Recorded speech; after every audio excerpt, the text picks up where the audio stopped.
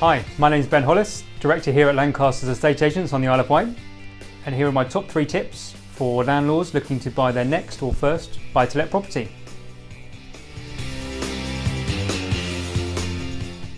Okay, first up, the question of freehold versus leasehold. I'm going to start off by assuming you understand the general differences between the two. If not, message me and I'll explain those to you. With leasehold, what we're generally looking for is leases certainly in excess of 80 years. 100 years is an ideal target, but 80 years is a minimum. And we should be looking at service charge and ground rent combined for the year, no greater than 6 weeks worth of rent. 6 weeks worth of rent. So to put that into context, if you are achieving £200 a week in rent, your service charge and ground rent combined should be no greater than £1,200. Give you a bit of an idea of how that pans out. That's what we consider to be a reasonable investment in a service charge. Freehold properties are great in as far as there is no ground rent to pay at all, and obviously no service charge, but there's no such thing as a free lunch in property. So the money you're spending on a service charge in a leasehold property is actually going somewhere quite useful and meaningful. It's going toward long-term maintenance, or it should be going towards long-term maintenance of the building, and getting ready for those large investments that may need to be made in 5, 10, 15 years time. With a freehold property, if you need a new roof, new drains, whatever it may be, that's over to you, 100% on your shoulders to do the day it needs doing. You've got to pay it that day. So just things to bear in mind, that if you have a freehold property, that money that you would otherwise be paying into service charge, you should really be putting into a little sink fund yourself, ready for future maintenance. Size matters.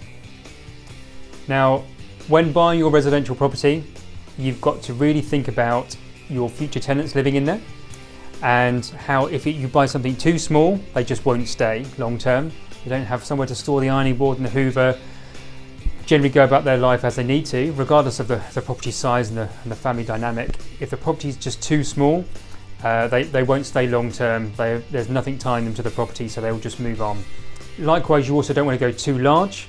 So if you end up with a property which is too large, you'll be paying a large capital amount for it, have maintenance costs, your tenants will have heating costs, but won't necessarily get the full use of the property. Having a 2-bedroom flat, which is the same size as a 4-bedroom house, has its drawbacks, has its negatives. Tenants won't want to heat the space, you won't want to maintain it, you probably wouldn't have wanted to buy it in the first place. So all things to be considered. Contact the office. We've got a guide on brackets for square footage for each individual size going up through, and your likely tenant that you'll attract for those types of properties. Head versus heart. Now, this is the mistake that a lot of first-time landlords make, and actually serial landlords do make it from time to time as well, that they put themselves in the position as if they were going to live in it themselves too much. I don't like that colour, I don't like that outlook, I don't like that carpet or whatever it may be. So they start factoring in personal changes to what is essentially a commercial proposition. Now, you can't go too far the other way. You can't see it as purely cold and commercial. You can't just run it from an Excel spreadsheet, because somebody does actually have to live in there and make it their home. So I always think a great way of looking at it is to think that, is this property here, would it be somewhere that if my son, daughter, nephew, niece went to rent themselves, and I went round to visit, that I'll be happy that they would be living there. It doesn't have to be your choice of stuff, it doesn't have to be your personal taste, but is it the sort of place that if a relative of yours was living there, you'd be happy for them to do so. That's a great sort of leveler between the two levels. Don't be afraid of asking. We've got a network of 3 offices covering the Isle of Wight. Pop in and have a chat. It doesn't even have to be a property that you're buying through us. You could be buying it from ABC Estates down the road.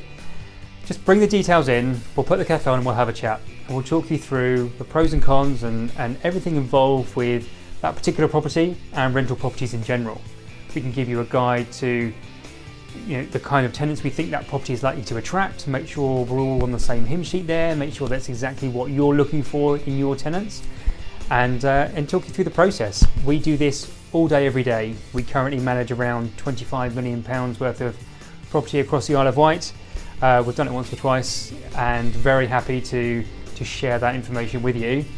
Our goal is to create an estate agency that people love.